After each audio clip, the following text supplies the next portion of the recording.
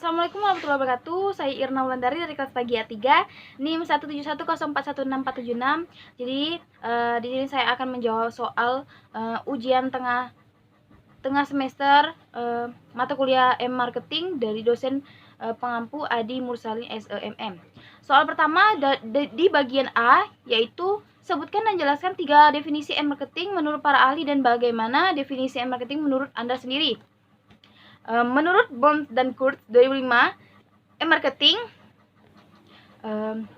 adalah salah satu komponen dalam e-commerce dengan kepentingan khusus oleh marketer, yaitu strategi proses pembuatan, pendistribusian, promosi, dan penetapan harga barang dan jasa kepada pangsa pasar internet atau melalui peralatan digital lainnya.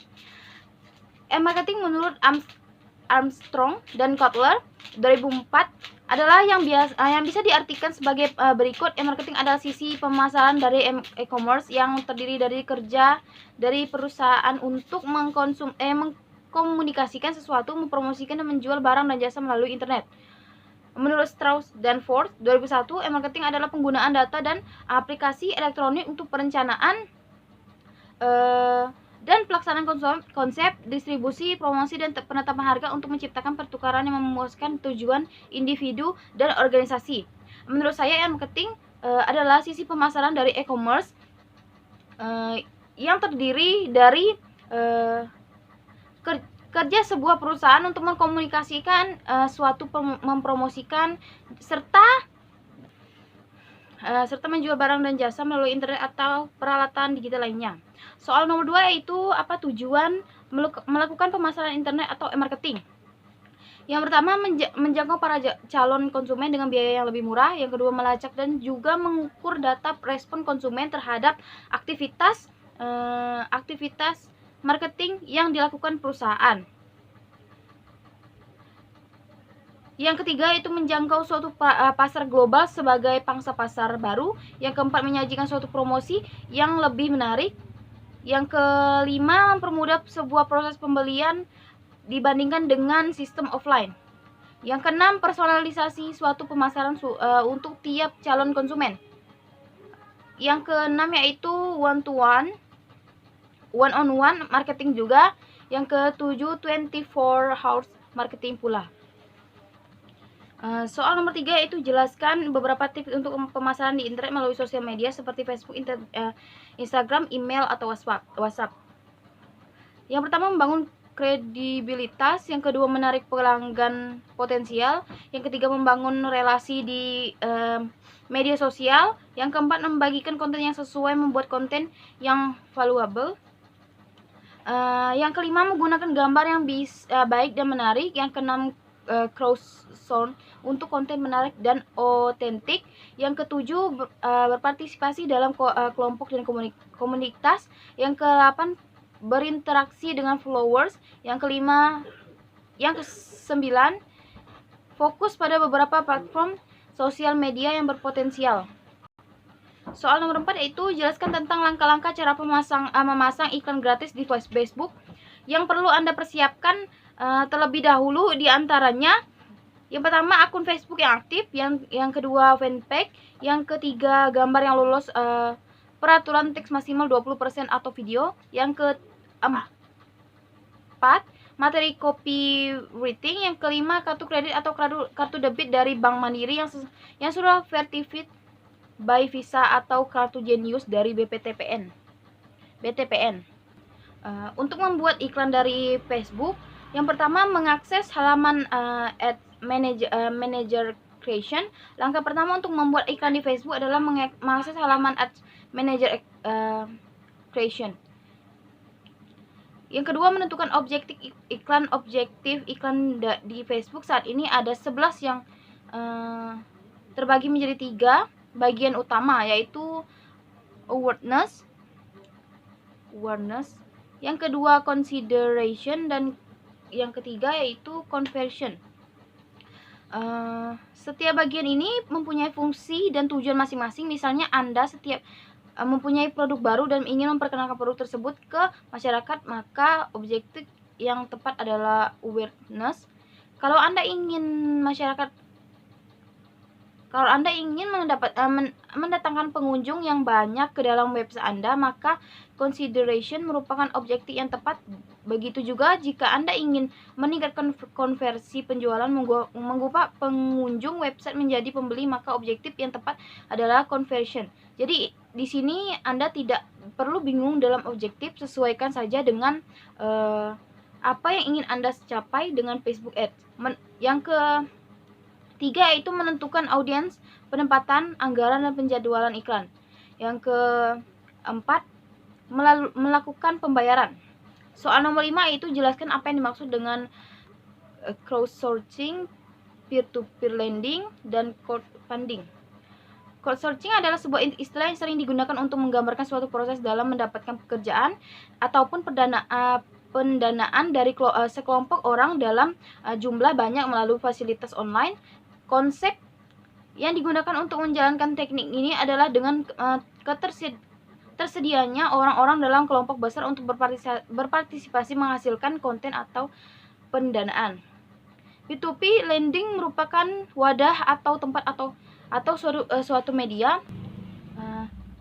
yang disediakan perusahaan untuk menyatukan atau mempertemukan secara langsung peminjaman dengan yang memberi dana tanpa perantara seperti bank. Bisa dikatakan juga jika P2P lending merupakan metode untuk pemberian pinjaman uang ke bisnis atau individu ataupun sebaliknya untuk keperluan bisnis atau individu. Yang terakhir itu crowdfunding adalah sebuah metode untuk meningkatkan modal melalui usaha kolektif yang berasal dari teman, keluarga, pelanggan, serta investor. Pendekatan ini memanfaatkan upaya kolektif sejumlah individu melalui basis internet dalam jaringan platform atau media sosial. Crowdfunding sebagai alat jangkauan yang lebih besar. Dan soal nomor 6 yaitu apa perbedaan antara crowdsourcing dengan peer-to-peer lending. Crowdsourcing umumnya digunakan dalam proyek-proyek kreatif seperti tulisan, desain grafis, arsitektur, ilustrasi, dan lainnya. Saat ini cukup banyak perusahaan yang menggunakan metode crowdsourcing untuk mengumpulkan dan mendapatkan ide proyek sesuai yang diinginkan. Salah satu contohnya adalah Wikipedia sebagai platform tulisan berisi informasi tentang segala hal. Platform ini memungkinkan pengguna terdaftar memberikan kontribusi dalam bentuk tulisan yang informatif. Penggunaan crowdsourcing cenderung lebih cepat, variatif, banyak pilihan ide, dan tentu lebih murah dibanding menggunakan jasa seorang profesional di bidang terkait. Dalam praktiknya, kegiatan pinjam-meminjam di P2P dilakukan secara online.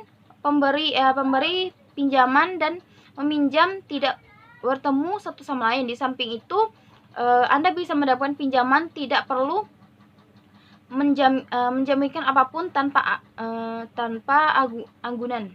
Setelah pinjaman disetujui, Anda akan terikat perjanjian mengenai kewajiban kepada pemberi pinjaman. Soal nomor 7 itu coba buka buku marketing yang sudah Bapak posting di grup WA dan baca bab 5 dan bab 6. Apa yang Anda dapat disimpulkan dari kedua, dan manfaat apa yang Anda peroleh? Apakah Anda mengalami kesulitan dalam memahami bab 5 dan bab 6? Dan jika Anda menemukan kesulitan apa yang Anda hadapi? Kesimpulan yang dapat saya ambil dari kedua bab tersebut adalah di bab 5 dapat disimpulkan bahwa pada bab ini merupakan pengantar bagaimana menggunakan user experience dan beberapa istilah dan konsep kunci yang perlu dipahami yang harus diikuti yang menguraikan prinsip-prinsip kunci user experience yang harus selalu diingat dan beberapa pertimbangan khusus yang harus diperhatikan dalam menggunakan seluruh user experience. Dari sinilah kita akan diajarkan untuk mengimplementasikan proyek user experience, diajarkan untuk mengimplementasikan proyek user experience tersebut, dan kita akan memperoleh panduan yang penting yang dapat digunakan untuk menguji dan mengoptimalkan hasil dari suatu proses desain user experience. Sedangkan di bab 6 lebih memperkenalkan desain web, menawarkan pemahaman tentang bagaimana properti web dibangun agar solid secara teknis, ramah pengguna dan sejalan dengan tujuan pemasaran. Sebagai lanjutan dari pelajaran user experience, di bab selanjutnya pembaca akan belajar tentang proses pengembangan web dan manfaat yang saya dapatkan.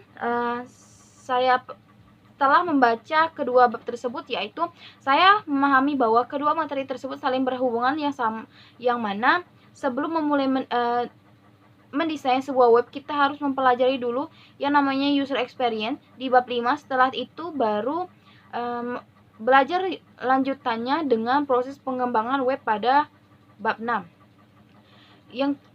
Yang B yaitu manfaat yang kedua, yaitu saya dapat belajar mengenai bagaimana cara mengimplementasikan proyek dengan user experience. Yang C yaitu saya juga memperoleh sebuah panduan yang penting untuk menguji dan mengoptimalkan hasil dari suatu proses desain user experience.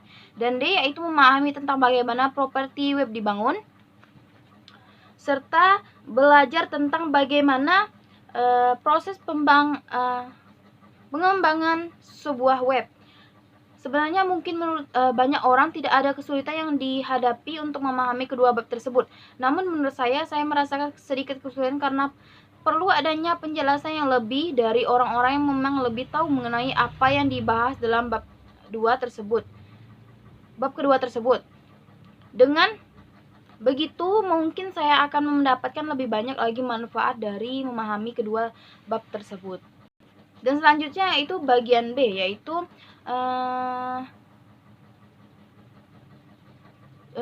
judul video, yaitu pemasaran digital atau cara jitu memahami pemasaran di era digital. Definisi dari judul video yaitu bagaimana mempelajari, mengenal, serta memahami pemasaran melalui internet. Makna judul video ini yaitu memahami dan memulai bisnis melalui internet, dan siapa pembacanya yaitu Budi Setiawan. Apa yang dibicarakannya itu video tersebut membicarakan seputar penggunaan internet. Pertama kita ketahui bahwa jumlah pengguna internet di dunia, khususnya di Indonesia, semakin meningkat dari tahun ke tahun. Penetrasi penggunaan internet di Indonesia juga sudah mencapai 132,7 juta. Kemudian video tersebut juga menampilkan komposisi pengguna internet di Indonesia serta perilaku pengguna internet di Indonesia. Dalam video tersebut juga menampilkan tips praktis untuk memulai bisnis online. Adapun tips yaitu yang pertama, fokus dan temukan apa yang dibutuhkan pasar. Yang kedua, memanfaatkan laptop atau PC atau smartphone plus kuota internet. Yang ketiga, buat copywriting untuk menjual. Yang keempat, buat sebuah website dan akun medsos. Kelima, bangun reputasi. Keenam, bergabung di situs e-commerce seperti Tokopedia, Bukalapak, dan lain. Dan yang ketujuh, interaksi dengan konsumen menggunakan beragam aplikasi seperti WA, email, chat, dan lain-lain. Dan apa yang diperoleh setelah menonton video tersebut? Setelah menonton dan mempelajari video tersebut, tentunya pasti kita akan mendapatkan pengetahuan baru dari video tersebut, dan saya jadi tahu teknik atau cara bagaimana berbisnis online dengan menampilkan tips untuk memulai berbisnis online. Itu sangat memudahkan bagi orang-orang yang ingin memulai bisnis melalui media online. Video tersebut juga membagikan tips praktik Instagram for marketing. Ini juga sangat bermanfaat bagi kalian yang ingin berbisnis online melalui media sosial, contohnya seperti Instagram. Dan pendapat tentang penjelasan yang disampaikan oleh pembicara dalam video. Pendapat saya mengenai penjelasan di video tersebut yaitu sangat jelas dan sangat bermanfaat sekali. Pada tampilan awal saja pembicara sudah memberikan kesan yang baik dengan menampilkan beberapa fakta mengenai pengguna internet di dunia, khususnya di Indonesia. Video tersebut sangat menarik dan sangat baik untuk dipelajari bagi kalian yang ingin memulai bisnis online. Video kedua yaitu judulnya Dasar-dasar Digital Marketing untuk Pebisnis. Definisi dari video kedua ini adalah tahapan awal untuk memulai strategi bisnis di era digital. Makna judul video mempelajari step by step digital marketing. Dan siapa pembicaranya itu Todd Hendra Hillman. Apa yang dibicarakan yaitu pembicara di video tersebut membagikan tips-tips tentang untuk memulai bisnis digital marketing. Pertama, sebelum memulai bisnis digital marketing, kita perlu ketahui mengenai kerangkanya tip esensi untuk memulai bisnis digital marketing, yaitu pertama, fokus pada traffic di website Anda. Selalu cek frekuensi berapa sering orang balik lagi ke website Anda, seperti di IG, Facebook, atau toko. Anda pahami strategi apa yang Anda berikan sehingga mereka bisa balik lagi. Cek juga volumenya, berapa besar customer Anda membeli kepada bisnis Anda. Strategi apa yang Anda lakukan agar volumenya meningkat. Digital marketing ini adalah 3 fokus. Yang pertama, Anda harus eksis, pikirkan kata kunci Anda, apakah bisnis Anda selalu hadir di pencarian orang-orang. Yang kedua, fokus pada intercept itu adalah mencegat, maksudnya mencegat dengan iklan bisnis Anda. Yang ketiga itu fokus pada online customer dengan membangun kedekatan maupun hubungan dengan email marketing. Dan apa yang diperoleh setelah menonton video ini, yaitu yang saya dapatkan yaitu strategi untuk lebih mengembangkan bisnis. Bagaimana strategi yang sebenarnya diperlukan untuk langsung berdampak pada peningkatan image pada brand bisnis dan pada peningkatan pelanggan serta pada peningkatan omset. Dan pendapat tentang penjelasan yang disampaikan oleh pembicara dalam video, yaitu pendapat saya mengenai video tersebut ialah penjelas dari videonya jelas dan baik. Videonya juga menarik sehingga penonton lebih asyik menonton video tersebut. Video ini sangat cocok untuk ditonton di situasi saat pandemik ini. Dengan video ini kita tetap tahu bagaimana menghasilkan uang dari rumah melalui pemasaran digital. Selanjutnya yaitu video ketiga, yaitu dengan judul pengertian digital marketing dan jenis-jenisnya. Yang definisi dari judul video yaitu mempelajari apa itu pemasaran digital dan mengetahui jenis-jenisnya. Makna judul video mengetahui serta memahami tentang digital marketing beserta jenisnya. Siapa pembicaranya itu Desiana, marketing spesialis dan founder dari seputar marketing.com.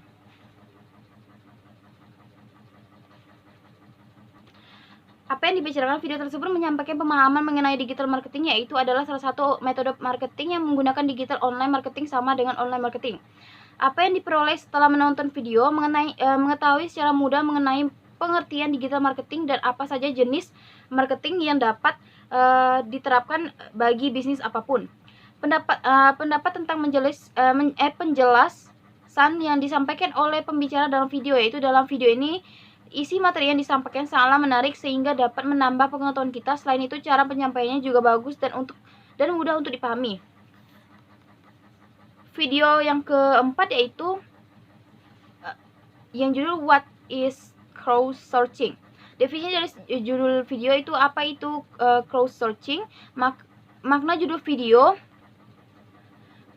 mengetahui serta memahami tentang crowd searching. Siapa pembicara tidak disebutkan nama pembicara pada video tersebut, tetapi video tersebut diposting pada akun What is crowd searching. Apa yang dibicarakan video tersebut menjelaskan tentang maksud dari crowd searching, di mana crowd searching diciptakan oleh penulis artikel bernama Jeff.